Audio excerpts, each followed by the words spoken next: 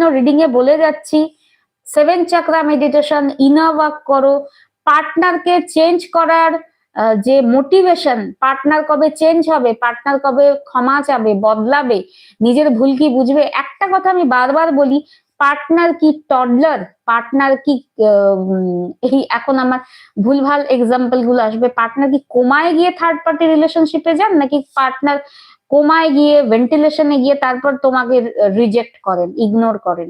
তাহলে উনি সজ্ঞানে করেন, সজ্ঞানে করেন মানে উনি ওয়েল এনাফ, ঠিক আছে, অ্যাওয়ার যে কি করছেন না করছেন, তো উনি কি রিয়ালাইজ করেই করছেন, ঠিক আছে।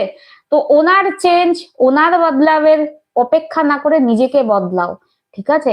এই পৃথিবীতে এসেছো না শুধু একটা পার্টনারের জন্য না, বারবার বলবো, একটা রিলেশনশিপে একটা পার্টনার বেসিক হয়ে না লাইফে কখনো বাঁচবে না।